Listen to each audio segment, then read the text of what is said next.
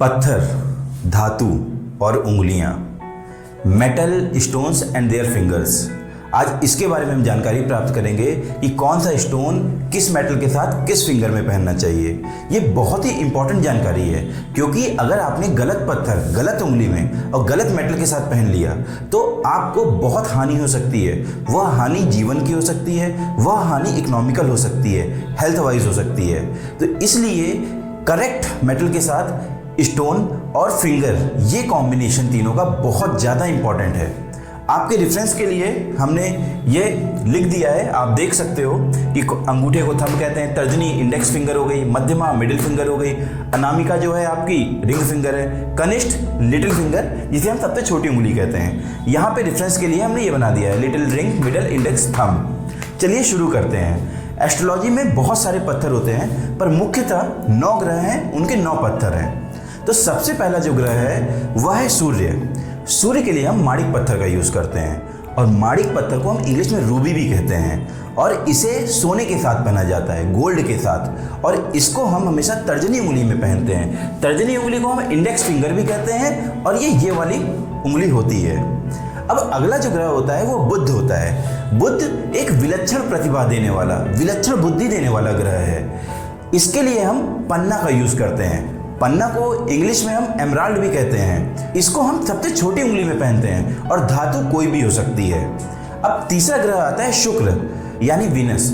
यह ग्रह इस कलयुग में बहुत इंपॉर्टेंट ग्रह है।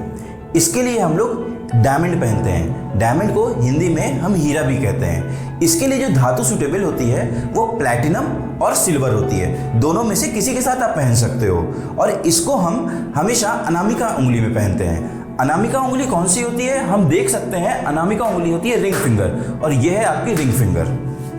अब जो अगला ग्रह आता है उसे कहते हैं मंगल।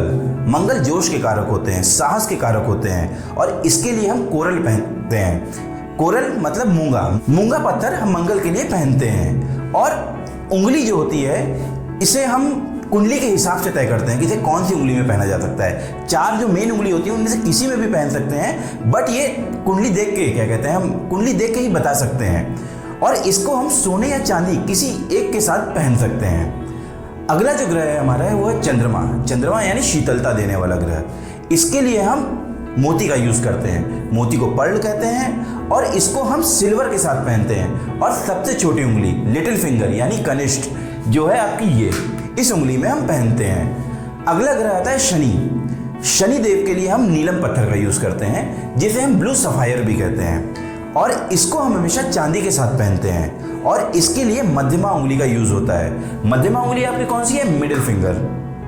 अगले हैं हमारे बृहस्पति देव। बृहस्पति देव के लिए हम पुखराज का यूज़ करते हैं, जिसे हम येलो सफायर भी कहते हैं, और यह गोल्ड के साथ पहने जाते हैं। और इसको पहनने के लिए हम अनामिका फिंगर का यूज़ करते हैं, अनामिका उंगली का यूज़ करते हैं, जिसे हम रिंग फिंगर भी कहते हैं। अच्छा, एक चीज़ आपने देखी होगी, जो शुक्र है और बृहस्पति हैं, दोनों देव हैं। एक राक्षस के देवता है और एक देवताओं के देवता हैं, और दोनों का पत्थर हम अनामिका उंगली में पहनते हैं।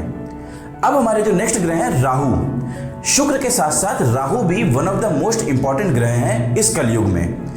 राहु के लिए हम गोमेद पत्थर का यूज़ करते हैं, जिसे हम गार्नेट भी कहते हैं, जिसे हम इंग्लिश में गार्नेट कहते हैं। और इसको हम चांदी के साथ मध्यमा उंगली में पहनते हैं। और सबसे लास्ट में जो ग्रह आते हैं उसे केतु। केतु जो आध्यात्म के कारक होते हैं, उसको हम मध्यमा उंगली में चांदी के साथ पहनते हैं, और उसका पत्थर है लहसुनिया, जिसे हम कैट्स आई भी कहते हैं। देखिए, ये सब बातें तो हो गई कि कौन सा पत्थर किस उंगली में कौन सी धातु के साथ पहनना चाहिए। बट जब कभी आपको कोई पत्थर पहनना हो तो आप हमेशा 2 से 3 ज्योतिष से संपर्क करें, क्योंकि आप सब जानते हैं कि एक गलत पत्थर आपके जीवन को किस दिशा में ले जा सकता है। फॉर एग्जाम्पल, अगर आपने 8वें ग्रह से रिलेटेड कोई भी पत्थर पहन लिया या कोई भी धातु पहन ली, तो वो आपके जीवन पे विपरीत असर डालेगा।